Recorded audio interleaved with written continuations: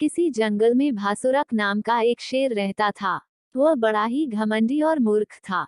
शेर जब शिकार के लिए निकलता तब बहुत सारे जानवरों को खा जाता और कुछ जानवरों को घायल कर देता था।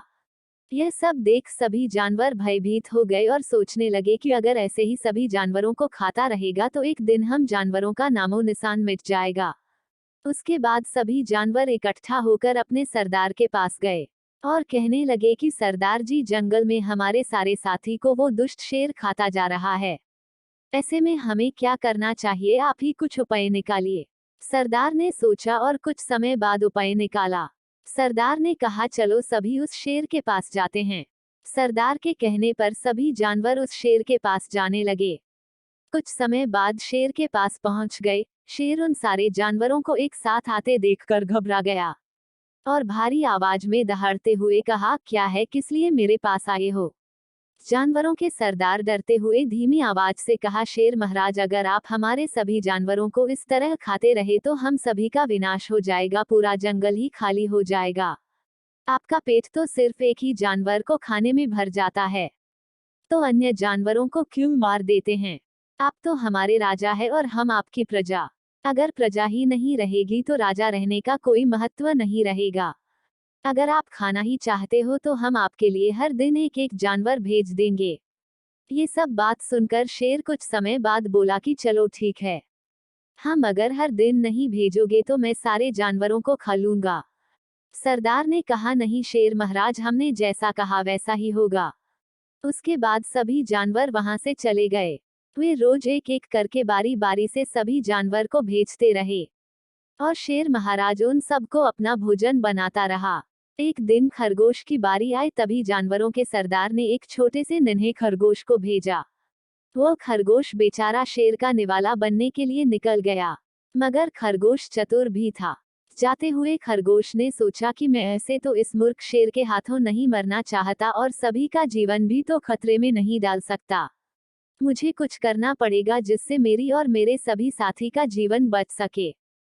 जाते जाते कुछ समय बाद वह थक गया और पानी प्यास से व्याकुल हो उठा। उसकी नजर एक कुएं पर पड़ी। उसने सोचा, चलो पहले प्यास बुझा लूं, उसके बाद चलूंगा। जब खरगोश ने पानी पीने के लिए उस कुएं की ओर गया और पानी पीने के लिए उस कुएं में झांका तो उसने देखा कि उसमें अपनी परछाई नजर आ रही है। तुरंत उसके मन में एक विचार आया और वहां से निकल गया शेर की गुफा की ओर। कुछ समय बाद खरगोश गुफा के पास पहुंच गया। धीमी गति से चलते हुए शेर के नजदीक गया। शेर बौखला उठा था कि बहुत समय हो गया और मेरा भोजन अभी तक नहीं आया। जब शेर ने उस छोटे से खरगोश को देखा तो और गुस्से से दहाड़ने लगा और कहा, अरे खरगोश, इतना छोटा सा है और अभी आ रहा है, इतने में क्या मेरा पेट भरेगा? अब मैं तेरे साथ सभी जानवरों को खा जाऊंगा।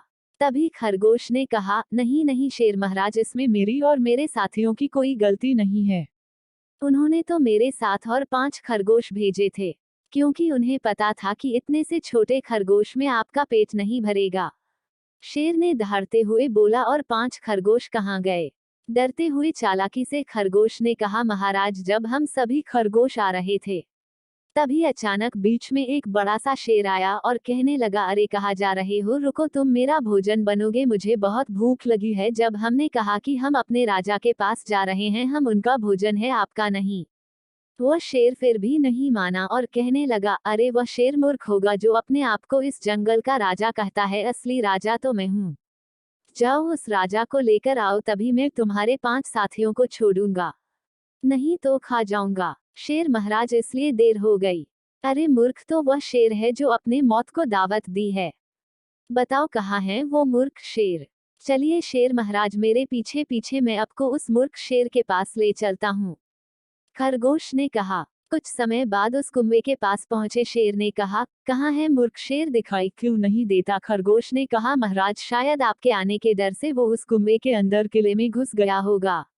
आप उस कुएं के नजदीक जाओ, वहीं पर होगा। शेर उस कुएं के नजदीक जाता है और जब उस कुएं में झांक कर देखता है तो उसमें अपनी परछाई नजर आती है।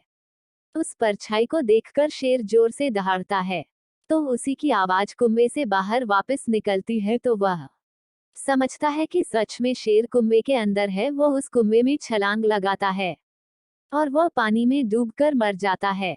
खरगोश अपनी चतुराई से खुद की तो जान बचाता है और अपने सभी साथी का भी जान बचा लेता है। तो दोस्तों, कैसे लगी ये कहानी? कमेंट में जरूर बताएगा। सीख, इस कहानी से हमें यह सीख मिलती है कि चाहे सामने कितना ही बड़ा संकट क्यों न हो, घबराना नहीं चाहिए, धैर्य से काम लेना चाहिए। अपनी चतुराई और बुद्धि से हल निकाला जा सकता है। आपको हमारी यह स्टोरी कैसी लगी, कमेंट करके जरूर बताना।